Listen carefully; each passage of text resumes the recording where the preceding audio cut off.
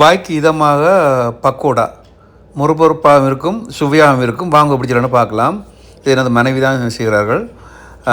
நான் ஒன்று சொன்னால் கடலைப்பருப்பு 4 மணி நேரம் ஊற வச்சுருக்கு.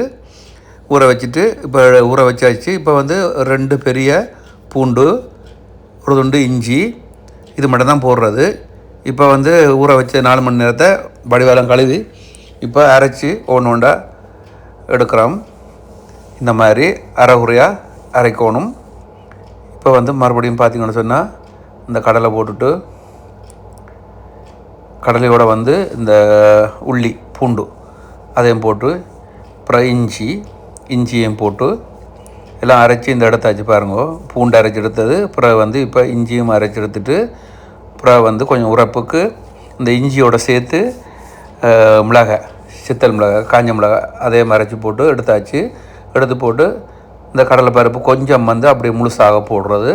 அப்போ தான் அந்த மொறுமொறுப்பும் நல்லா இருக்கும். இப்போ கருவேப்பிலை ஓரளவு கருவேப்பிலை எடுத்து அது வடிவாக சின்ன சின்ன குட்டி குட்டியாக வெட்டி போட்டு அதையும் போட்டுருவோம். இந்த மாதிரி போட்டுட்டு இப்போ பார்த்திங்கன்னு சொன்னால் இதுக்கு பெருஞ்சீரகம் சின்ன கரண்டியால் 2 கரண்டி, திருப்பியும் 1 கரண்டி போட்டது. அதோட பார்த்திங்கன்னு சொன்னால் சின்ன கரண்டியால் 3 கரண்டி உப்பு. 1.5 கிலோன்றதுனால 1/2 கிலோவுக்கு சின்ன கரண்டியால் 1 கரண்டி உப்பு, அப்போ 3 கரண்டி கணக்காக இருக்கும். இப்போ உப்பும் போட்டாச்சு. இது எல்லாத்தையும் போட்டு இப்போ பார்த்திங்கன்னு சொன்னால் வடிவாக எல்லாத்தையும் பிசைஞ்சு எடுக்கணும். மிளகா கொஞ்சம் காரமானதான கொஞ்சம் உரைப்பு ஓரளவு இருக்கணும். அப்போ தான் நல்லாயிருக்கும். இப்போ பெருங்காயம் பவுடர் அதையும் போட்டாச்சு. அதையும் போட்டுட்டு எல்லாத்தையும் சேர்த்து இப்போ வடிவாக பிசைஞ்சு குழைப்போம். இப்போ நிறைய இருக்கிறதுனால நான் பிசைஞ்சு கொடுக்குறேன். வடிவாக கடலை 4 மணி நேரம் நல்லா வடிவாக ஊறி இருக்குது. இப்போ எல்லாம் குழைச்சி எடுத்தாச்சு. இனி கொஞ்சம் கொஞ்சமாக அடுப்பில் எண்ணெய் மிதமான சூட்டில் விடணும். நல்லா இந்த மிதமான சூடு சுட்டு வரைக்கும் போட்டால் மொறுமொறுப்பு இருக்கும், கருகி போகாமல் அப்படியே அழகாக வரும். இந்த மாதிரி இருக்கும். அப்போ பொறுமையாக செய்யணும்.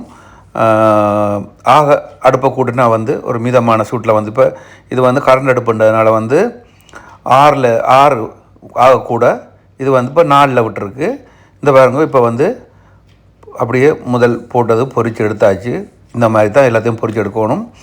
பார்த்திங்கன்னு சொன்னால் அருமையான நல்ல மொறுமொறுப்பான பாருங்கோ பக்கோடா தயாராகிடுச்சு. அருமையாக இருக்கும். நீங்களும் செய்து பாருங்கோ. இந்த பக்கோடா கன நாளைக்கு அப்படியே இருக்கும். மொறுமொறுப்பு குறையவே குறையாது. போத்தில் போட்டுட்டு அந்த பேப்பர் போட்டு வடிவாக மூடி விட்டால் அது பாட்டுக்கு 1 மாதத்துக்கு மேலேயும் கிடக்கும். ஆனால் 1 மாதத்துல சாப்பிட்டு முடிச்சிடுவோம், அது வேறு விஷயம். ஆனால் அருமையாக இருக்கும். இது நான் வேலைக்கு போய்களை கொஞ்சம் போட்டு கொண்டு போவேன், நல்லாயிருக்கும். அதனால தான் உங்களுக்கும் காமிக்கிறேன். பிடிச்சிருந்தா சந்தோஷம். அடுத்த வீடியோ சந்திப்போம். பாய்.